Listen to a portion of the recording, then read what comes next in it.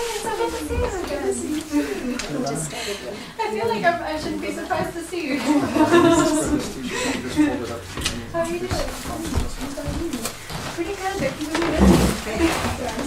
Well, we'd like to thank you so much for coming out. This is an amazing turnout for such a short notice. I'm Kris Wilcox. My husband Brett and my son David are running across the country.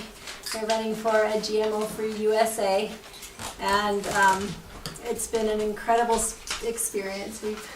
Today they have entered their third state into New Mexico. So Brett is going to talk to you about GMOs. We want the discussion, obviously, from what we've already heard. I'm excited to hear what you all have to say as well. So now, if anyone gets embarrassed about being in front of the camera, you've seen me. And someone, David, you go sit up by Daddy. Okay, we have a ton of people to thank. Sydney, right? We spoke, 2 or 3 days ago for the very first time, and I had said, I think I said something like, well, Josh said that you were going to organize this event, and here it was super last minute, and you were gracious enough to make it happen. So we appreciate you doing this, and quite frankly, I thought that no one would be here.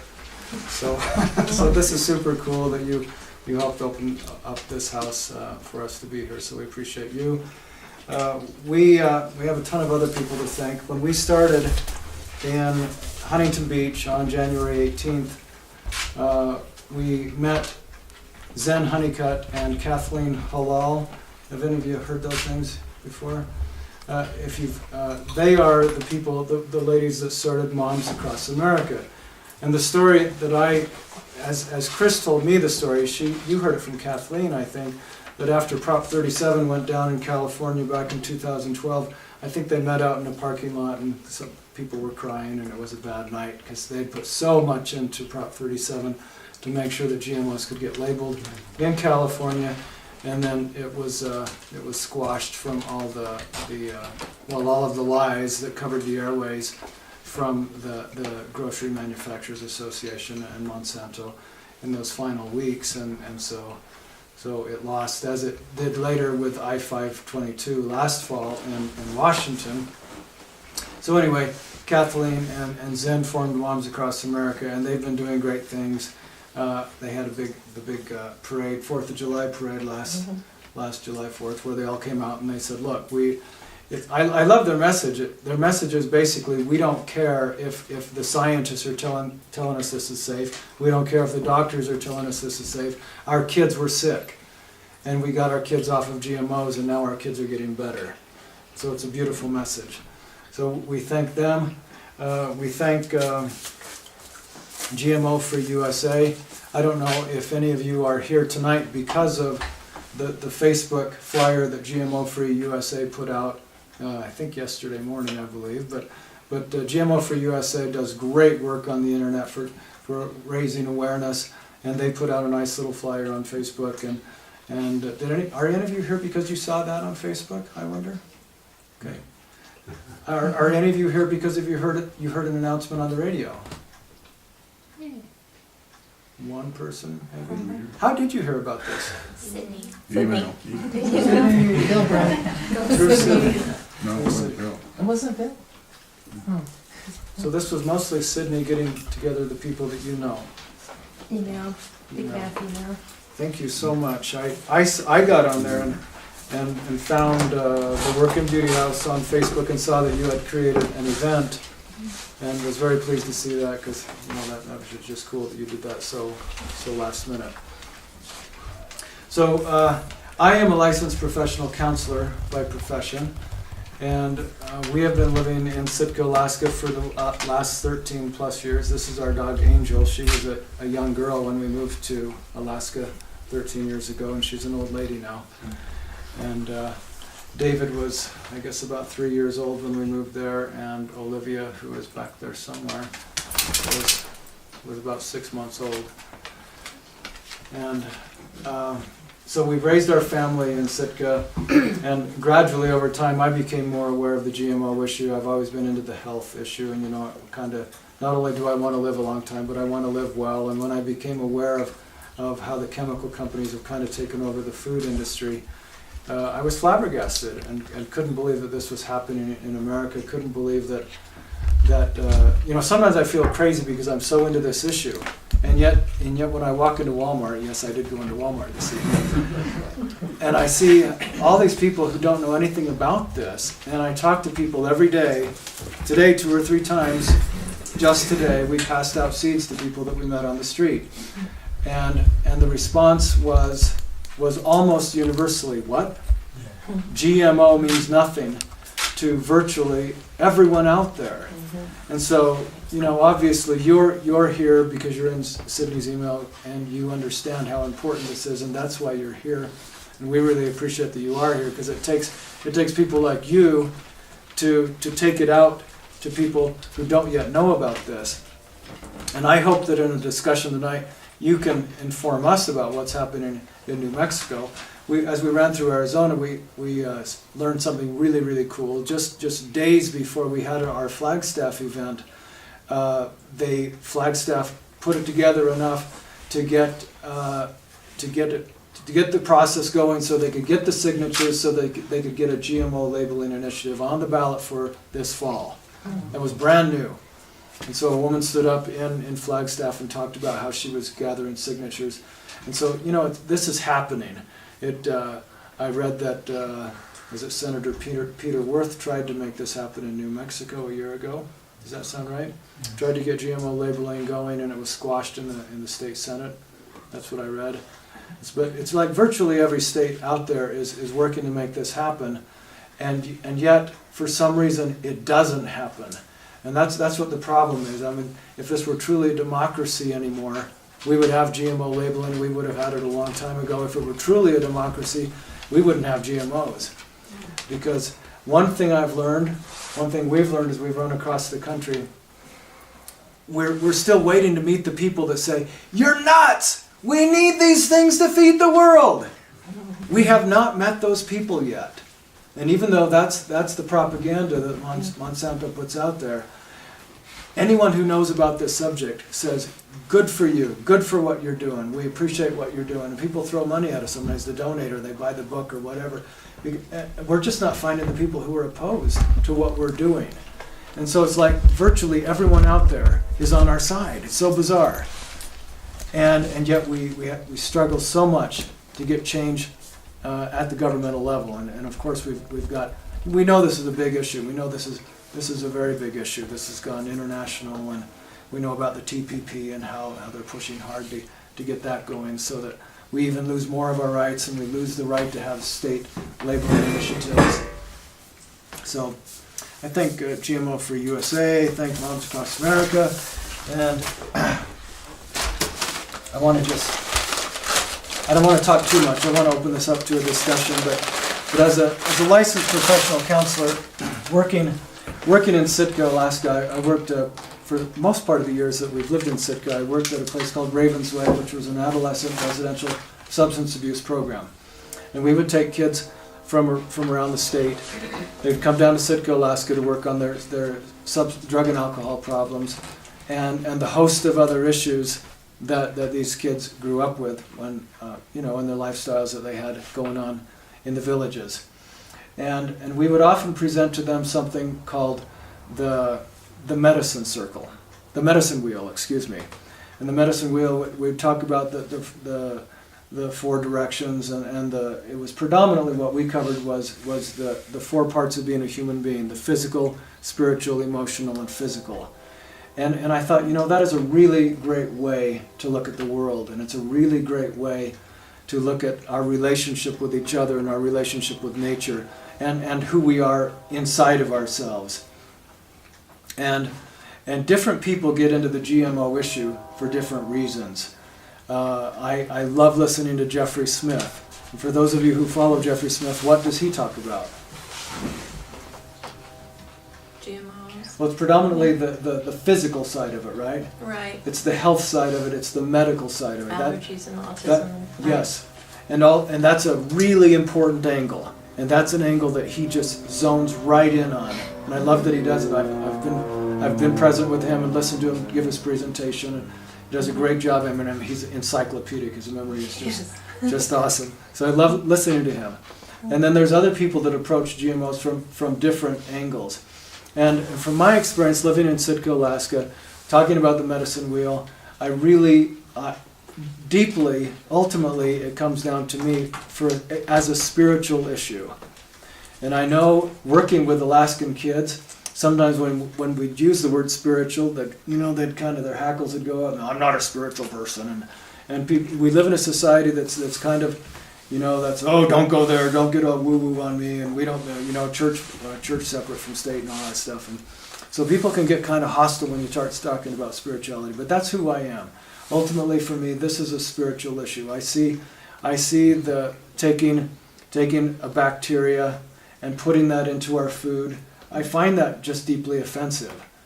And I think that maybe many of us in America never could have conceived of such a thing. And that's how all of this happened over the course of 20, 25 years ago when this was starting to happen, 15 years ago when we started to plant these things. I think we were so asleep at the wheel that we never could have imagined that people were patenting stuff that God or Mother Nature provided for us for millions or billions of years. And all of a sudden, this stuff became private domain. I'm reminded, and I can't remember his name, but I'm reminded of the American Indian who ages ago said, "What? You're buying and selling everything, and soon you're going to be buying and selling the clouds and the sky." And it was almost prophetic that he would make such a statement. And here it is that that there are people out there that now say, "This is mine." Not just that I bought this and that I can raise it and that I can plant it again next year, but the DNA in this is mine. And if I sell it to you, I'm only selling it to you for one season. If you save it and replant it next year, I've got you. Because you have violated the patent. You have violated the license. And to me, I think for most people, that's just inconceivable. And so all of that happened while we were asleep. And now many, many people are still asleep. And we don't get that this has happened and that people are now claiming that which came from God or Mother Nature is owned by human beings, just because they've taken a bacteria and combined it with into our food. I love Vandana Shiva's description. She said if you had a great big beautiful theater and someone brought a chair into it and said, "Now because I brought this chair into the theater is mine."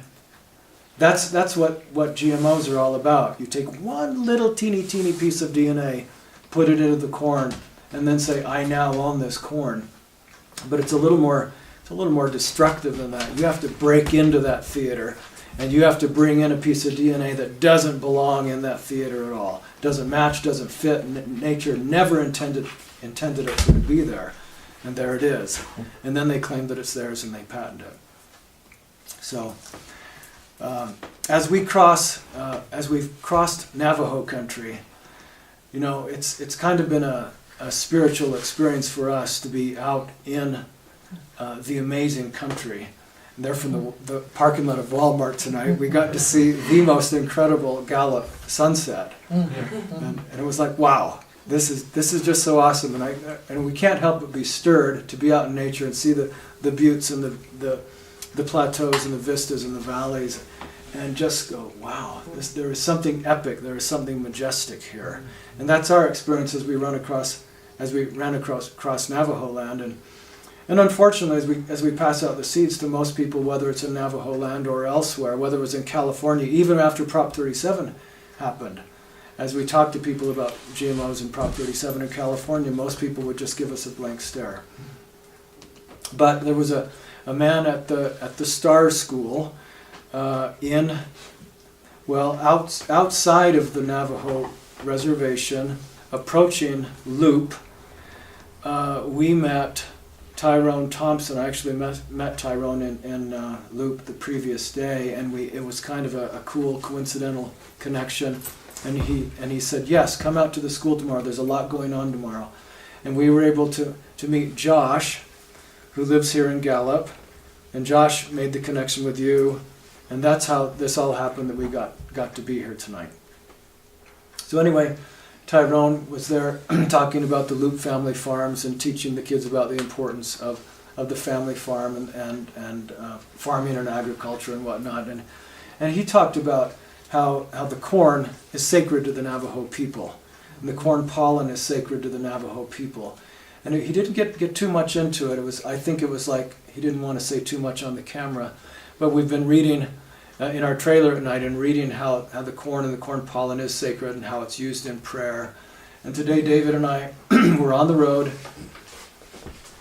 coming down from the Defiance Plateau. Did I say that right? Coming down from the Defiance Plateau, we met a man who was hitchhiking going back up to get back to Ganado. And I had some seeds and I started a conversation with him. He was a middle-aged guy, I guess.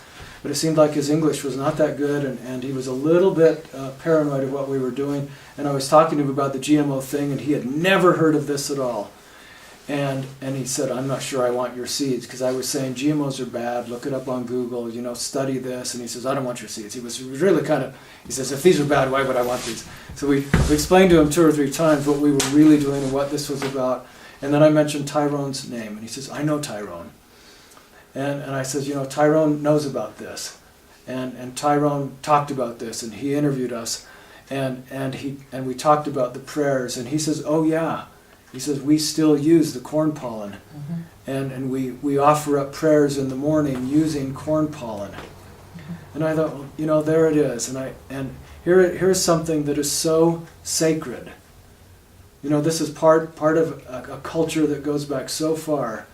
And now we have the possibility of this corn. This is corn that Tyrone gave to us as a gift. He said, we have the possibility now that within a short time, this will be contaminated. And this will become GMO corn. And it will no longer be what the Navajo want it to be, and that's the pure heirloom corn. And so, what we do to one people, we do to all people.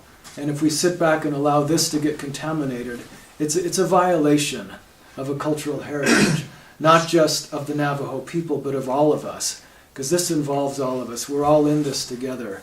And it's truly a violation.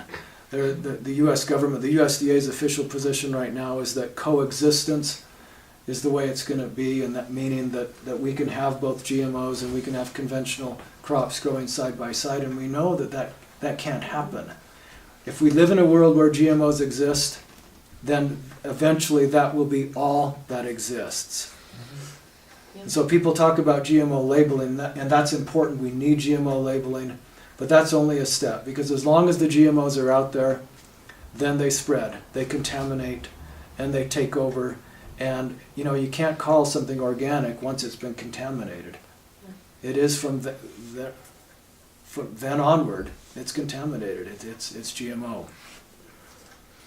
So this is largely a spiritual issue for me. Yes, it's a health issue. Yes, it's a physical issue. Yes, it's extremely important. Yes, we have new studies coming out all the time showing that this really is important to our health, and showing that there are devastating effects because of it, not only because of the GMO process itself, because of the glyphosate.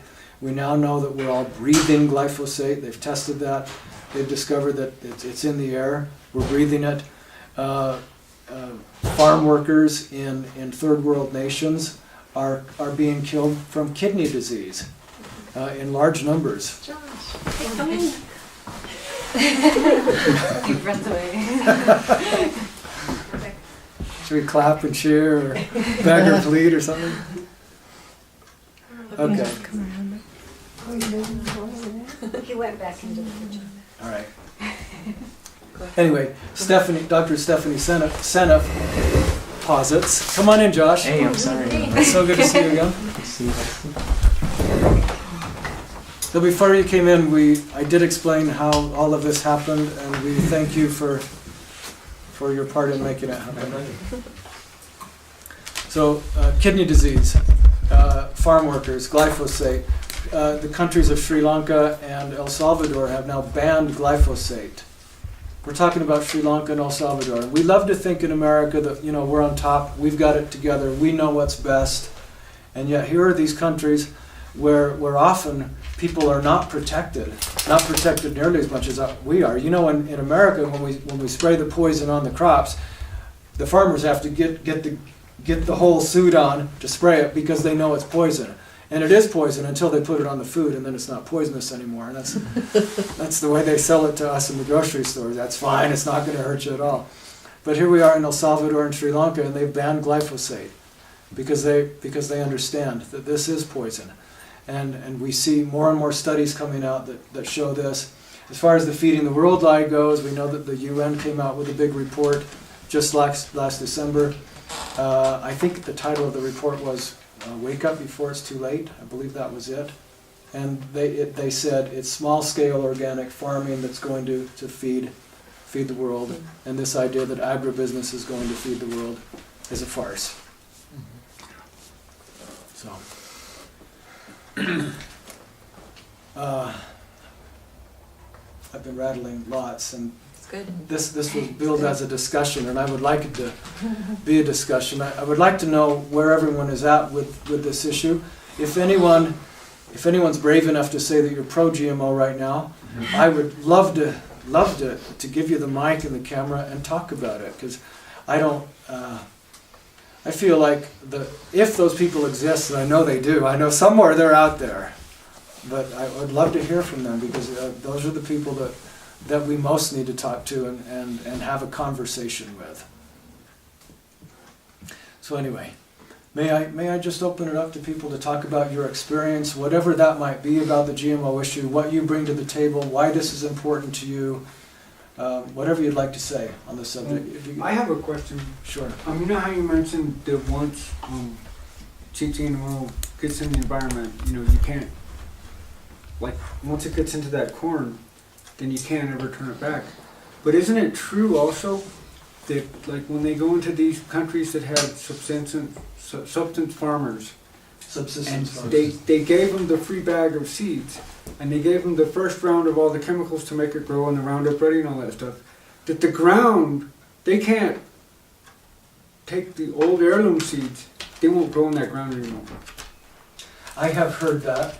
I've heard that it makes it very difficult to grow once you've done that, and I'm not sure that I understand the process, but I've heard that before.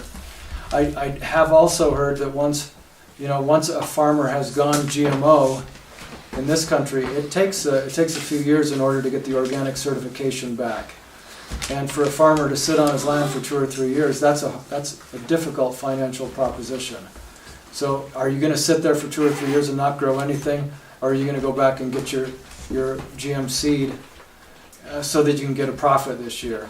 And nowadays in many areas in the Midwest and other areas, it's so difficult to go and take the risk of growing organic, to take the risk of being organic, because if you're surrounded by GMOs and you've put all of your heart and soul into the GMO crop, and then you're contaminated and you lose your organic certification, well, then you've gone to all of that expense and that time to provide a superior product that people are willing to pay more money for, and all of a sudden you've lost that, and you're just another GMO farmer.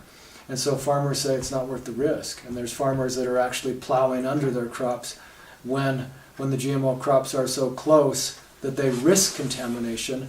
They plow it under in order to avoid the contamination. A man I met who farms in Oregon. What's the name of the valley? Willamette? Say again? Willamette? I'm not sure. Willamette. I'm not sure whether it's Willamette. It was anyway. I'm getting off track here. Chris Hardy is his name. I met him back in Seattle last fall, and he explained to me that he was growing Swiss chard, and he said he had to plow under his Swiss chard. And I said, whoa, wait a minute. There is no GMO Swiss chard. Why would you have to plow under your Swiss chard? And he says Swiss chard and the sugar beets are virtually the same species. And so if you've got the GMO sugar beets nearby, they contaminate the Swiss chard, and boom, there goes his organic farm. So he had to plow under his farm. And who pays for that? Who assumes the liability for that? It's the organic farmer. There is no protection from the government. The USDA says, well, yeah, there is a risk that you'll get contaminated, and you know what you should do? Buy insurance. So they approve these crops that they know are going to contaminate other farmers, and their solution to the organic farmers is insurance, that the farmers, the organic farmers, have to go out and buy. And so it's kind of a strange irony that Monsanto, and I'll just use Monsanto, there's other companies that do it as well, but they patent the seed, they assume all of the profit from the seed and from the crops, but they assume none of the liability. It's the organic farmers that have to pay when their crops are contaminated. If I want to get my crops, get the GMO free label, certified GMO free, I have to pay for that testing. I have to get the certification done. So I have to pay for all of that. So being an organic farmer is really expensive and risky, because I assume all of the liability. If, as Jim Garrettson says, he's the president of OSCATA, the Organic Seed Growers and Trade Association, he says, look, if I'm out painting my house on a windy day and I'm painting it purple, and some of that purple sprays onto the neighbor's house, the neighbor would hold me responsible for that, right? The neighbor would hold me liable for that. Well, why is it different in agriculture? If a GMO crop contaminates the neighbor's crop, why is it that the victim farmer, the contaminated farmer, has to assume the liability for that? Well, it's because of the way the laws are set up in the U.S., and the laws are set up the way they are because Monsanto is largely in bed with the U.S. government, and because of the revolving door, and Monsanto is virtually synonymous with the U.S. government. And so that's the way it is. And it doesn't make any sense to any of us. We all hear this and shake our heads and say, what? And yet that's the way it is. It's really troubling. So they get all of the assets, they get all the profit from the system and assume none of the liability. We know that Steve Marsh is now fighting that in Australia when his canola crop was contaminated, and he is now suing the farmer next to him who contaminated him, and saying, look, you planted it, you grew it, you contaminated my crop, somebody's got to be liable. And the farmers, when they buy Monsanto seed, they sign a contract saying that they will not hold Monsanto liable. So Monsanto gets to sell this stuff, and they say right on it, hey, we're not liable for anything that happens once you buy this, even though we still own it, essentially. We have the license on it, and you can't replant it next year, but you cannot hold us liable. So Steve Marsh is now suing the neighbor, and Monsanto and the big chemical companies are coming in with their lawyers and their money to help the GMO farmer, because that guy can't lose. Because if he loses, that sets up a precedent that could affect the entire GMO industry, and they don't want to see that happen. I think I can explain what you were asking. Basically, when they genetically modify a seed, they use a bacteria. The short form is called BT, and the long form I cannot say. Bacillus thuringiensis. Thank you. So they found this bacteria. It was extremely robust. They found it in the factory where they make glyphosate products, Roundup. So they know that it's resistant to a very strong pesticide herbicide. So they take this bacteria and they inject it into the cell of the seed. And so when the plant grows, every cell of that plant has BT in it. Now, like I said, BT is very robust. And they have found, for instance, in India, where genetically modified cotton was grown, that the soil has BT in it. Because of this bacteria being in the soil, it changes the enzyme and the bacterial balance and the natural balance in the soil, so that it makes that soil unfriendly for other seed, for natural organic seed to grow. Now, what most people don't know is that BT, the way it works is that when a bug eats it, it eats holes through this bug's stomach. Now, it also does that to humans, which is why we see so much allergies now. They get BT in their stomach, and BT eats holes through the stomach lining, so that the food that you eat can get into your bloodstream, and your body says, that's an alien, that's not supposed to be in my bloodstream, and so you have an allergic reaction. That's why you have kids that are allergic to everything now, is because that BT is eating holes through the lining of their stomach. So your question was, is there any way to save the soil, to get it back? And you know that when your stomach is messed up, the way to fight a bad bacteria is with good bacteria. That's why you eat kefir and yogurt and whatever, right? So I don't know this, but this is my theory, is that the way to reclaim the soil is with good bacteria. And the places where BT is used, the soil has been raped. It's not covered anymore. It hasn't been covered in years. It has been plowed and wind blown, and there's nothing left except fake fertilizer. And I think to recover soil, we need to go back to the old techniques of covering the ground with stuff like old hay and grass and things that hold good bacteria, and that in time we can recover the soil. The trouble is that it's so widely spread now, and that we need to start doing that. So anyway. Yeah, our hand up back there. Yeah, I've been reading, and it seems like Dow Chemical and Monsanto are collaborating with Dow Chemical producing the 2,4-D, herbicide, Yep. and Monsanto developing seeds resistant to that. Yes. Is that how it works? Yes. Such that, and this is the ingredient in Agent Orange. Yes, it's half of the chemical composition of Agent Orange. Yes, and there is still a comment period with the USDA right now to comment about this 2,4-D corn. And so you can go to the USDA site and leave a comment regarding your thoughts on that. You know, you would think that if you were a company that used Agent Orange in Vietnam, with all of the horrendous effects that happened from that, you would walk away from that chemical and say, wow, that was a mistake. But evidently not.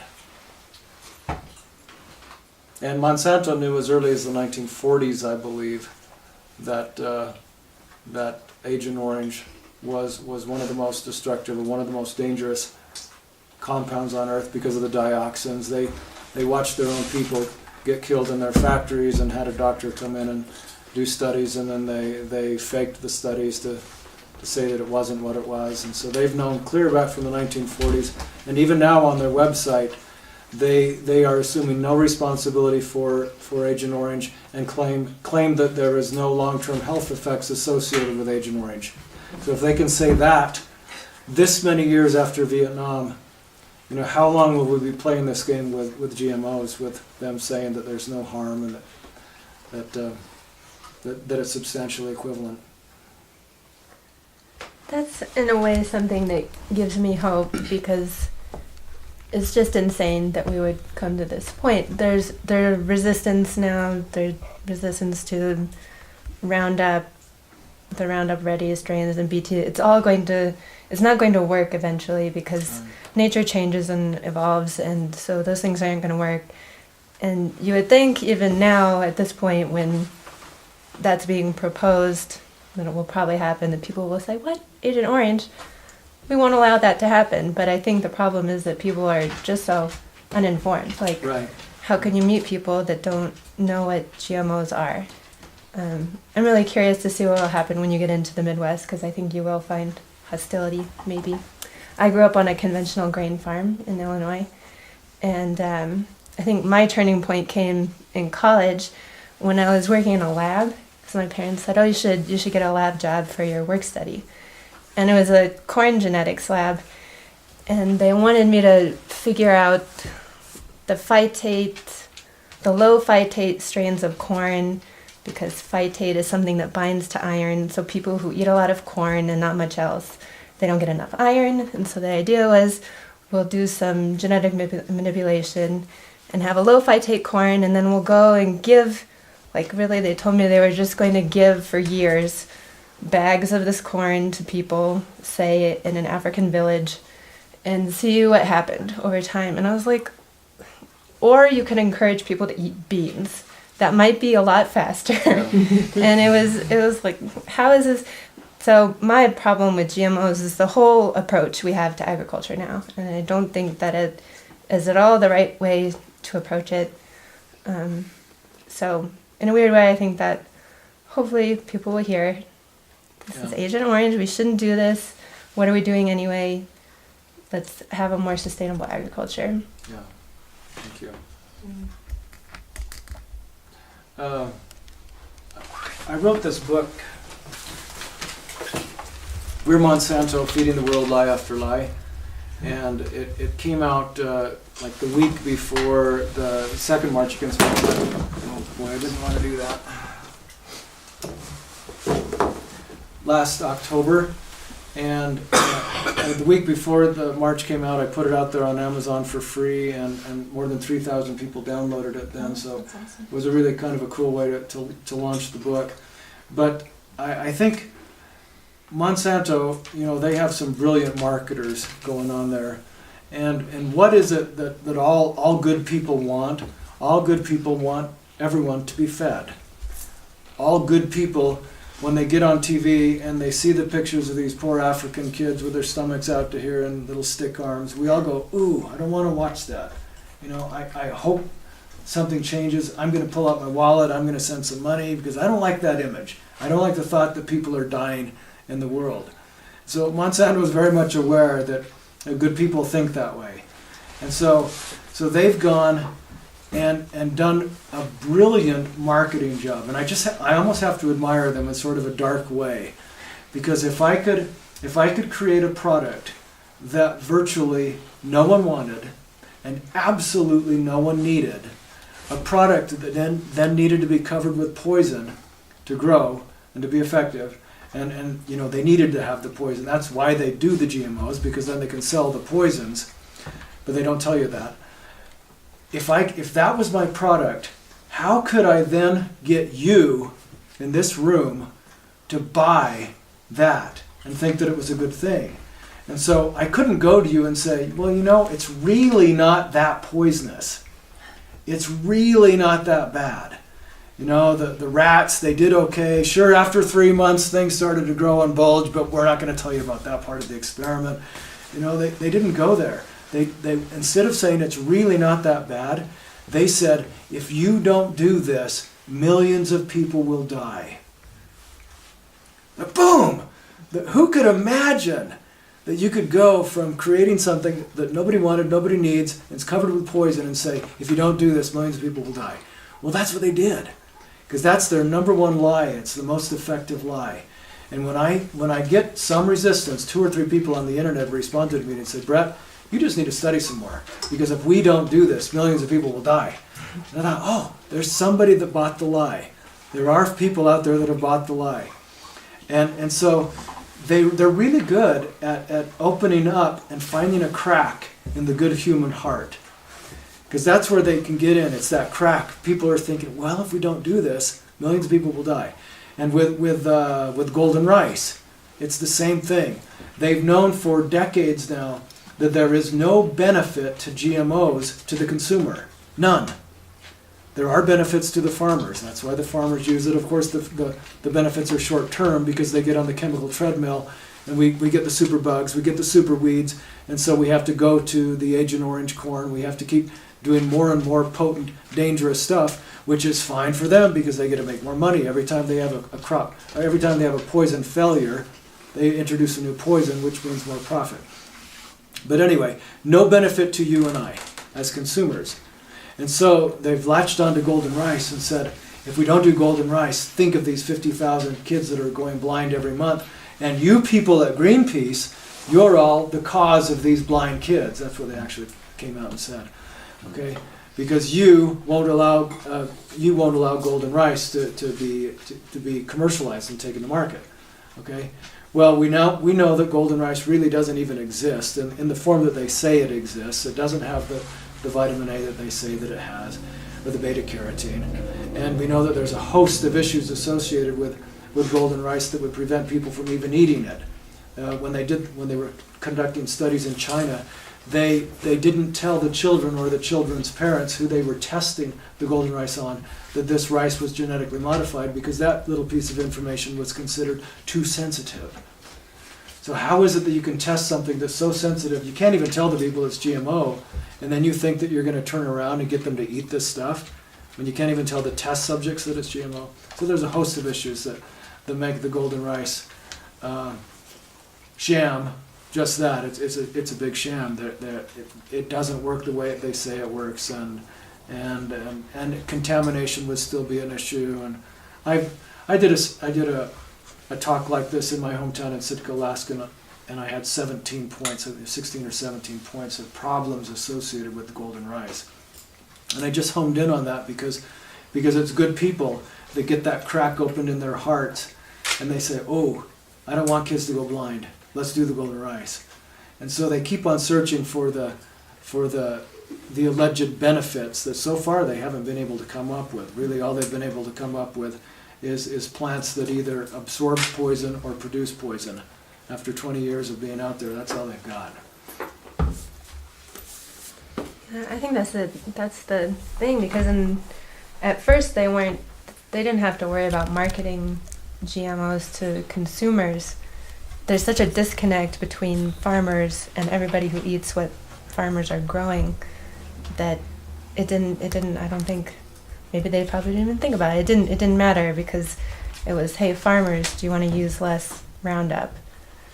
And that kind of seemed like a good thing. Yeah. But then it was like, how do we convince everybody else it's okay? But it's just our country is uninformed about our agriculture. Yeah, and we've given it up, our lifestyles. You know, in the 1950s, 1 out of every 2 Americans was a farmer, and now what is it, 1 out of 50 or 1 out of 100? It's almost no one. And who of us is willing to go back to having an acre in the backyard and growing in our own food and canning? And I'm glad to see that. That's a huge time commitment. Huge time commitment. And so if people are really willing to go there and do that, that's a beautiful thing. I think what it's going to need is more and more people getting sicker and sicker. Like in the environment I'm working in now, a woman just shared recently that she has changed her diet because of all the allergies and other problems she's having. And she says, I've got to go back and start planting my own vegetables. And yes. I think as more and more consequences come from the GMO foods, then people will begin to realize and wake up, we need to start planting our own foods. The problem I see is, when is that going to, it's like the 100th monkey concept, where enough people reach a consciousness level where then it changes. And I'm wondering how long it'll take for that to happen with the realization about how harmful GMO foods are, before too many people have a lot of illnesses, and where people can see that cause-effect relationship. That's a great question. You know, our country is already going under with the healthcare costs, and we're now talking about 1 out of every 50 kids being born with autism, and gluten intolerance was something none of us had ever heard of 40 years ago, hardly, and now 1 out of every 2 or 3 people are saying, I'm gluten intolerant. And I just read from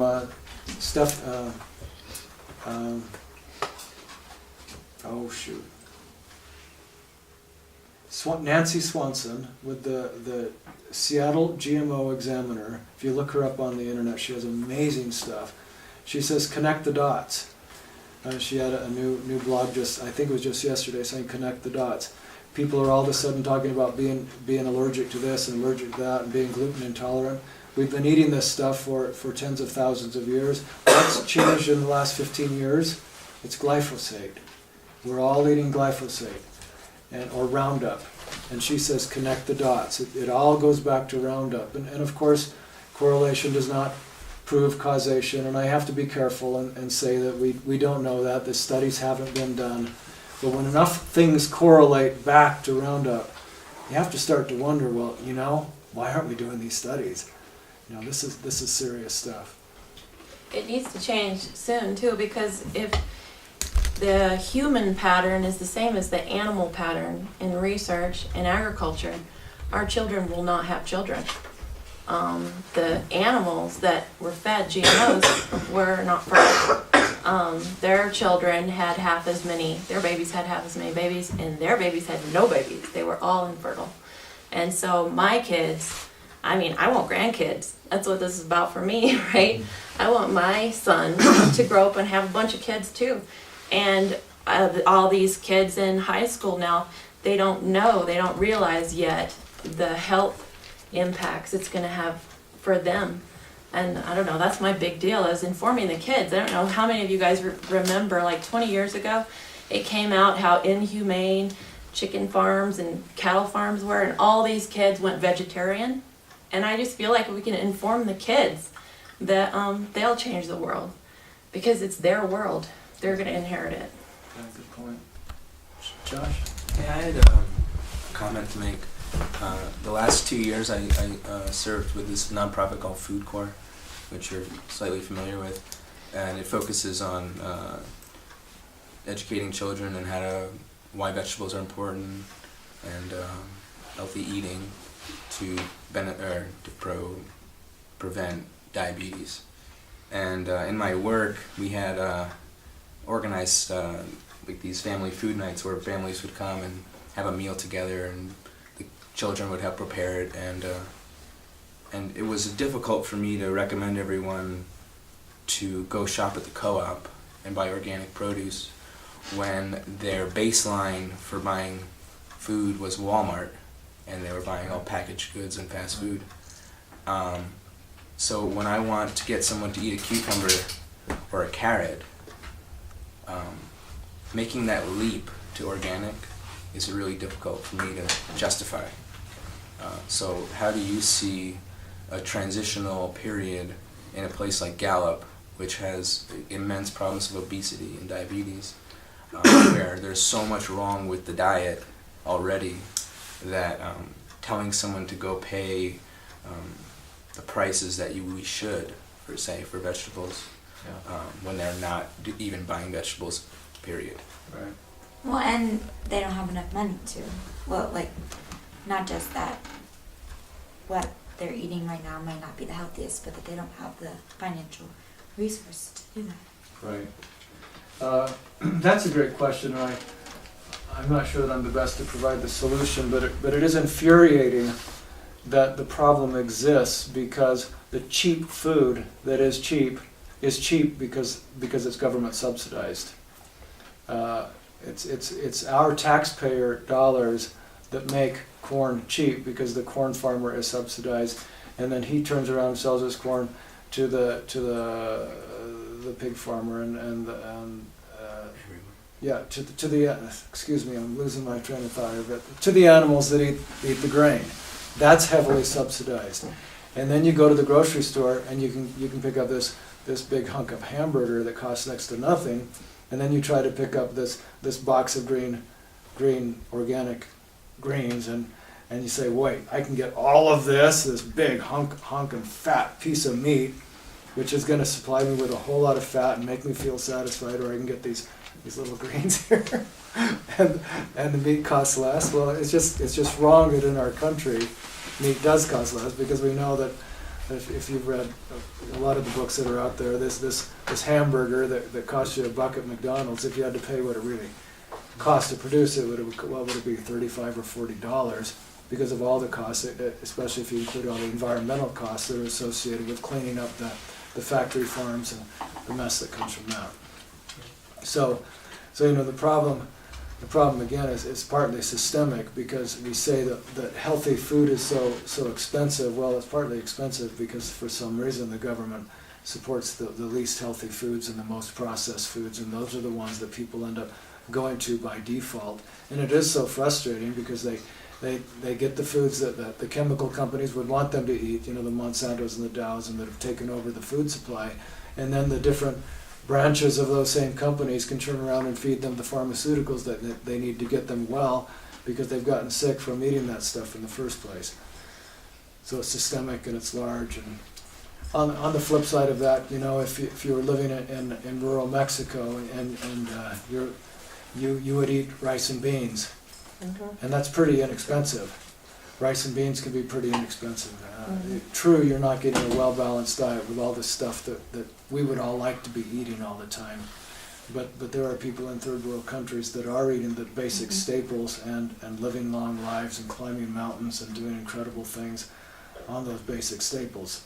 So Yeah, I agree 100%. We eat a lot of beans and rice. I mean, I've been sitting here wondering the whole time exactly we know your story of how you met Josh, and we know where you're from, but are you really running every step across the country? What's the goal at the end? David. Is it like systemic change, or to get your book out there and spread the word, or like what's the ultimate goal of the trip?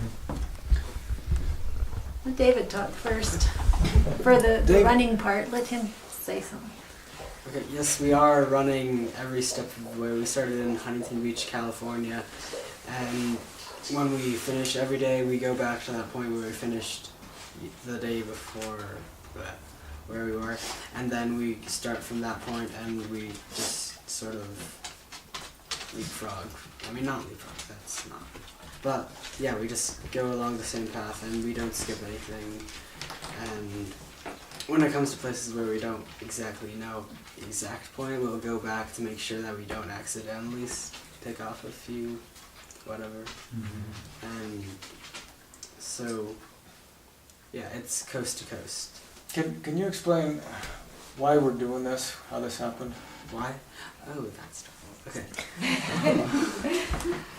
A few years ago, my dad showed me this article in a Runner's World magazine. I mean, not Runner's World, but some. It was an internet article. Yeah. And it was about this girl named Jazzy Jasmine, and she was running across America, and I'm not sure how old I was back then, but I heard about that and I thought, wow, that's cool. I want to do that someday. And at that point, it just sort of got into my head, just thinking about like running, because still at that point I liked running and stuff. So I just thought about all the great stuff that could come out of it, and just running every day is really fun. Yay, let's do this. I didn't really think of any of the hard parts that could happen. And then it took a while, and my mom and dad eventually decided to get down and think, are we actually going to do this? And they came to me and they had to ask me if I could fully commit and make sure I wouldn't back out and stuff. And we decided that we were going to do this. And by that time I had put into concept a little bit of what bad could happen and stuff. And so that's how we got started, and that's what we're still doing. So David David inspired us to do the run. The run came first, and obviously I'm fairly passionate about the GMO issue. So I said to David, look, if we're going to do this is a big epic thing, can we attach the GMO issue to the run? And David said, yeah, let's go ahead and do that, because David's been into health and for a long time. David's been vegetarian for forever, and our family's largely vegetarian for the last 10 years or so. So it was about probably last February or so, I says, if we're going to do this, I want to make sure that we go out there strongly committed and have a good knowledge background. And so I put together the book. This is the first of 2 books. The second book is very, very soon. It's very close to being done, but I don't know whether I'll actually get it done or not on the run, because running has turned into a full-time job. I had no idea it would take as long as it is. Where I'm a little bit gimpy today, so we actually walked today, and we left at 9 in the morning, and I think it was about 3:30 when Kris. It's 4:45. 4:45 when you picked us up, and that was to do 21.5 miles. It was a slower day because I'm moving a little slower today, but so it's I envisioned us moving faster like we did back in Sitka, Alaska, but I wasn't figuring into that in Sitka, Alaska we were running big runs on Saturday. Now we're running big runs every single day, 6 days a week, and so we do 21 miles a day. We'll get up and do the same tomorrow, and the next day after that, and so it's a big time commitment. David's doing online school, Olivia's doing traditional textbooks. homeschooling. But we are busy, busy people. I mean, we got up at 6 or 6:30 this morning, and we're going back to the trailer at St. Michael's after this, and then we'll start our run tomorrow morning about 5 miles this side of St. Michael's, where we left off today, and we will physically run into Gallup tomorrow. Did that answer your question? Just from listening to you, I would think also one of your goals is just to educate people, because what I see you doing, like in each community that you're in, you're literally planting seeds in the minds of people that listen. And, you know, we're talking about seeds that if each of us goes out, plants a few seeds, hopefully we can reach that point where enough people will say enough is enough. Yeah. I mean, I'm getting to that point in so many areas of my life. It's like enough is enough. Yeah. And I just want to commend you for doing it, because I think awareness and, like you said, Sydney, just information and knowledge is half the battle, if not more than half. Thank you, and I appreciate what you said, but I want everyone to know that we are running on your shoulders, and we're running on the shoulders of the people that have been fighting this for 15 or 20 years now. I didn't say anything in this book that's mine. I just quoted. I found the research, found what people are saying, and I said, Jeffrey Smith said this, and Vandana Shiva said this. This whole book is simply talking about what the real people who have been doing this for so long, and I put it together in this book, and here it is. And so we are literally being lifted up by thousands, if not millions of people doing this. The first March Against Monsanto last May, there were 2 million people out for that event. And around the world. That's been called the world's largest coordinated protest. I'm not sure if that's true or not, but I've heard that that's what it was called. And how many of you saw that on TV? How many of you, the mainstream media didn't touch it, except in rare cases, the mainstream media didn't even touch it. So again, that shows you what we're up against. You had mentioned that your part of your thing was the spiritual aspect. And one of the things I'd like to, first paint a picture of our Great Western Plains before Western type agriculture. And it was a perfect land of synergy. I mean, we weren't trying to support 200 million people, but the buffalo fire, everything played a role. There's total synergy. Everything that lived, there's ebbs and flows, but like the buffalo would come, they'd fertilize the plains, and even that meat, and what it sustained was the Plains Indians. So if you look at that model, that's sustainability. But we came along, and the arrogance of saying we can do better than nature, and by plowing it up, planting even at the beginning of the monoculture, during and Sydney probably knows more of what happened, saw the results. I wasn't there for the Dust Bowl, but obviously the loss of cover and having great vast of land open to just monoculture when the rains didn't come, it caused some of the desertification. And so then you have the combination of, after World War I, all of the chemical factories that had made these explosives wanted something to do with all of these. So basically what we found is if we put explosives on our food, it would go green and it would yield more, but it wasn't natural. It wasn't like if we go out to Fort Defiance, the guy that teaches permaculture, he grows all of his plants together. So if there's a predator, like an insect, it can't just zero in, because what's going to happen if you have a big monoculture, the pest is going to proliferate too, and you need poison. And so what I'm saying is, it's the arrogance of man to say, I can one up nature. Now, if we look at our heirloom seeds, if you took, when I was a kid, if you took a store-bought tomato and you saved a seed and you started planting it in your garden, every year those seeds would adapt to that region really quickly, and we would through not natural selection, but through what we want. Overextend our welcome here, but we really do appreciate you, Sydney, for opening up the house for us, for really creating the whole event, it sounds like, because everyone's here because of the work that you did. We blog at runningthecountry.com. We also have the Facebook group and page called Running the Country. You can join one or both of those. And you can find our email addresses there on our blog if you want to communicate further with us. We have these, the Gmo Free USA Seeds, and I've lost them now, but they're over on the table. Baker Creek has donated those seeds to us. In the first box they sent to us, they sent 1,000 packets. And they said next time we're sending 3,000. So think of these as an unlimited gift from Baker Creek. And you can take, if you want to take a stack, if you feel like you could really use them and pass them around and spread the GMO-free message, we'll go out to the truck and we'll get more and we'll bring them into you because Baker Creek has said, yep, we'll supply, you just disseminate. We've got information over here from Moms Across America. We've got Rebecca's book, Holy Cow, here. I appreciate you sharing that with us tonight. My book is here. We'll accept donations for that this book as well if you want to. What is the cost on that? At retail it's $17.95.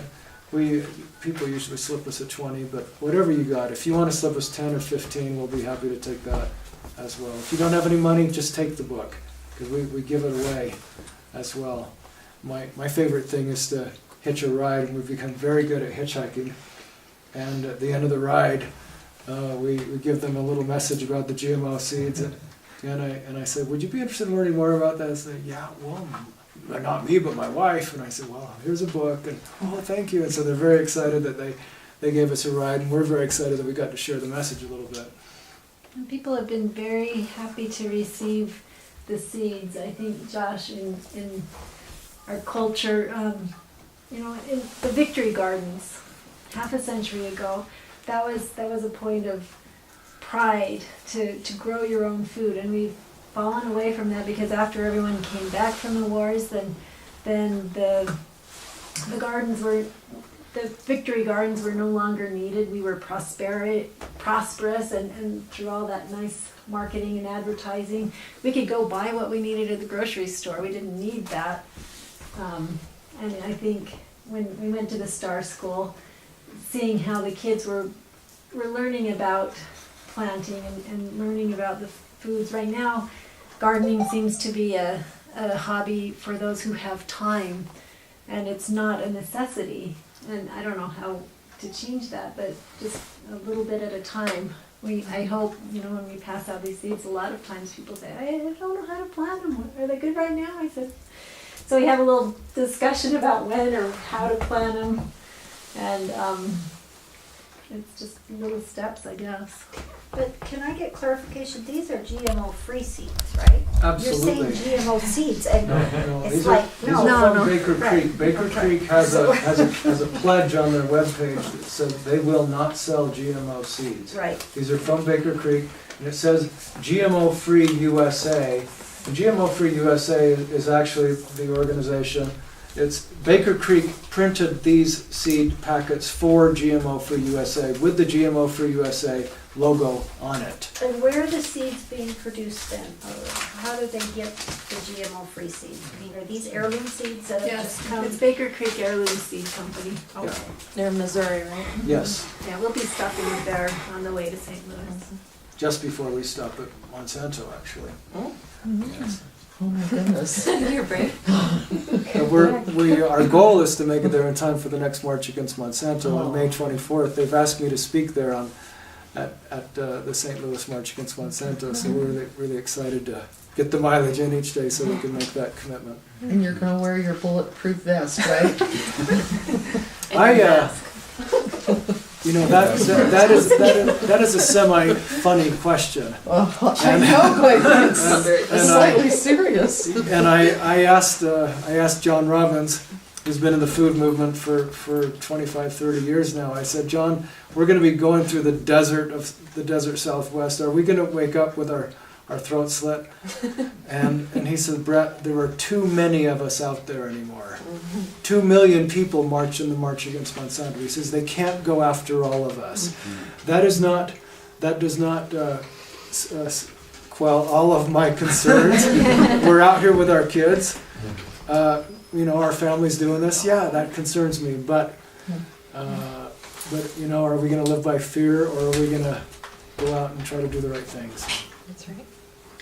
Thank you guys for coming. We appreciate it. Thanks for hosting. We really appreciate it. Thanks so much.